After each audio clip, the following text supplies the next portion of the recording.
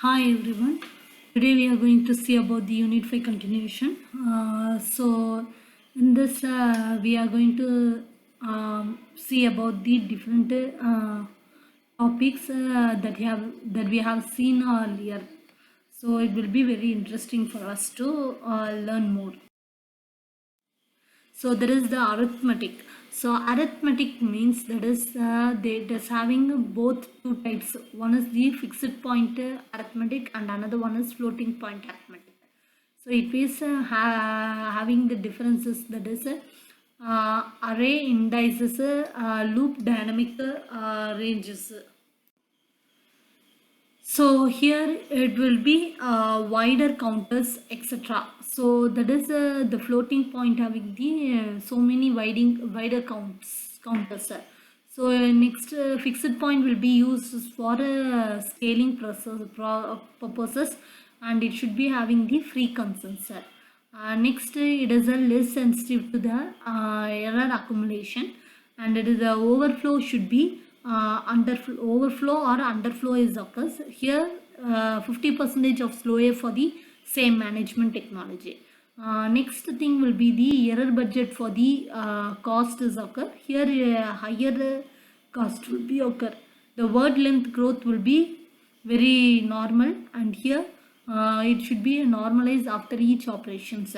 So here there is a mantisa round of some accuracy is traded. So that is both for fixed point as well as the floating point method of arithmetic process.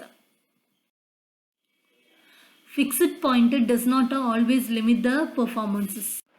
So fixed point does not always limits the performances. So here for example, for dynamic ranges of 50 to 60 decibels, 12-bit quantization, that is a step size of minus 72 decibel is more than the adequate.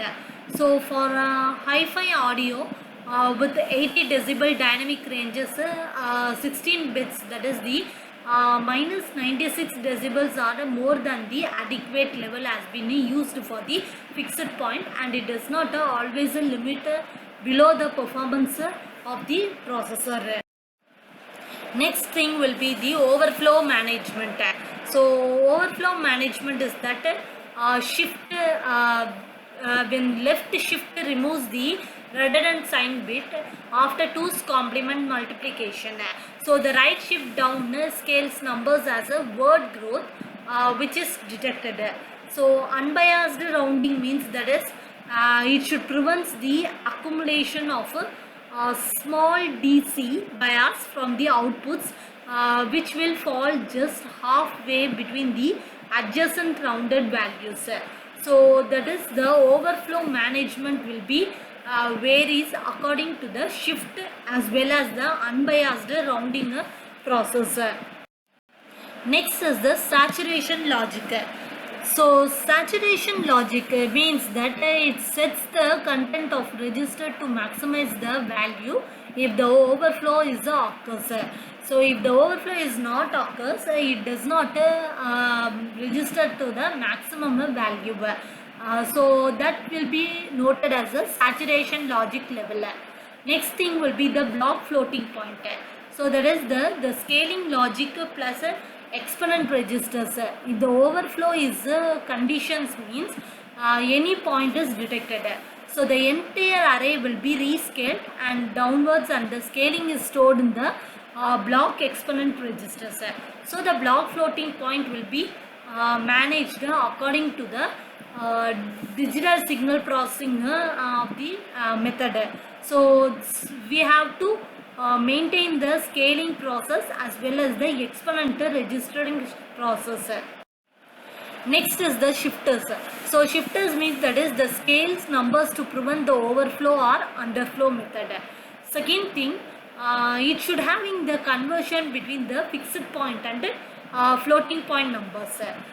Third one will be that it will be having the many bits must be shifted in a single cycle to preserve the single cycle computational speed.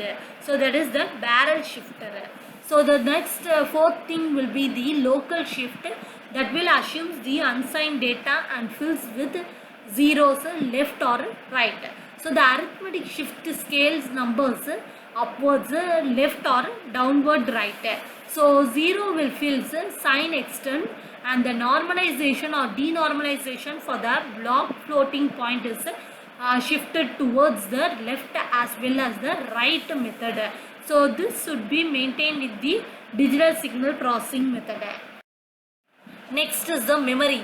So memory means that is the traditional microprocessor that will be registered to register the limited memory bandwidth. So next that is the digital signal process will having a memory to memory, that is the higher memory bandwidth. In traditional it is register to register. In the digital signal processing it is memory to memory. So that is limited, this is higher bandwidth level. So up to 6 memory, it will fetches an instruction cycle and is parallel memory blanks, small, fast and simple memories. So internal versus external means that is pin count limitation speeds will be penalty, and off-chip busing will be occur. Next thing will be the internal buses are multiplexed to the outside, and it can expand only one memory of chips. So these are the things we have seen in the memory processing unit of the organizations. Next, memory organization 1. So there is the basic Harvard architectures.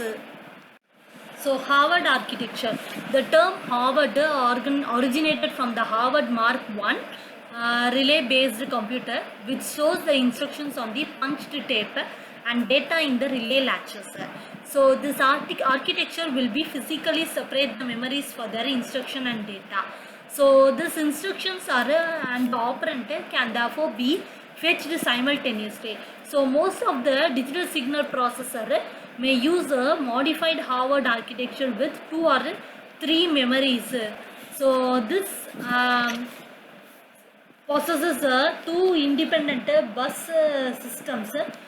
This architecture is capable of simultaneous reading an instructions code and reading or writing a memory or peripheral as part of the execution of previous instructions.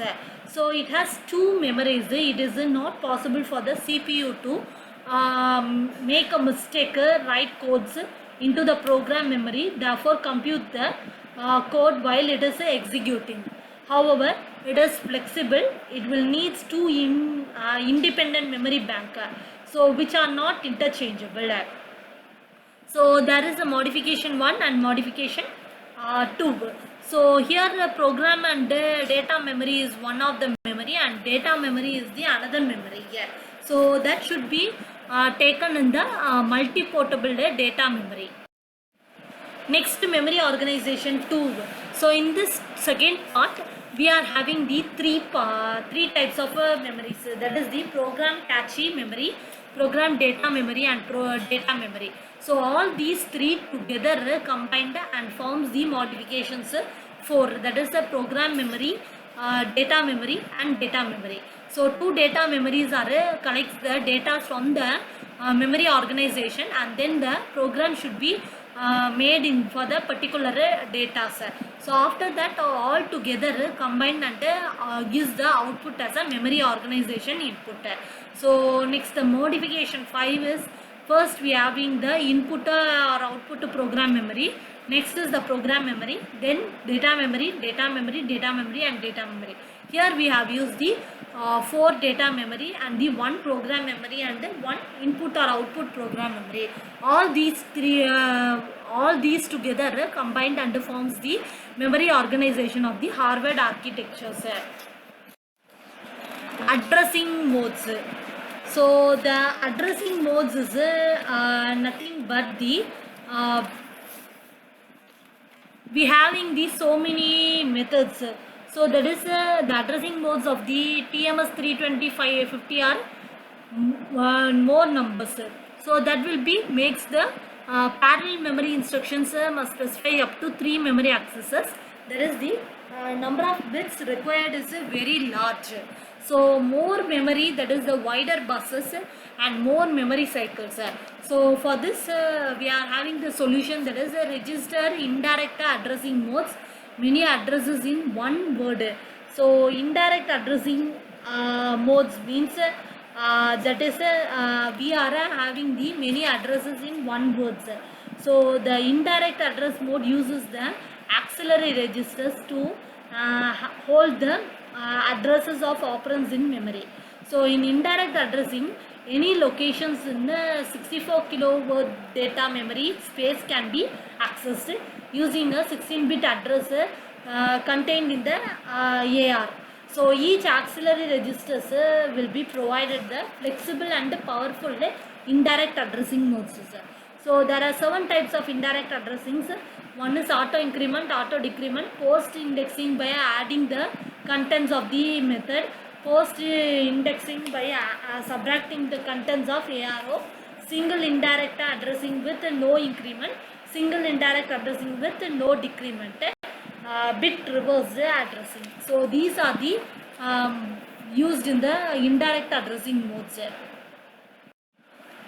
Next, short immediate addressing mode, short direct addressing mode, memory mapped addressing mode, circular buffer addressing mode, bit reversed addressing modes.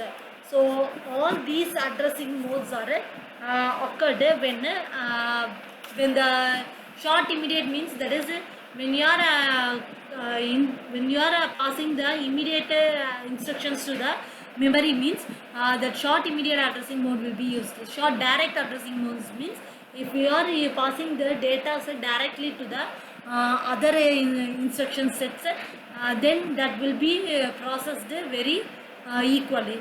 So next, memory mapped addressing mode. So memory mapped addressing modes means that is we have to map the each and every program memory as well as the data memory together and passes the values. Next, circular buffer addressing modes. After that, the bit reverse addressing modes.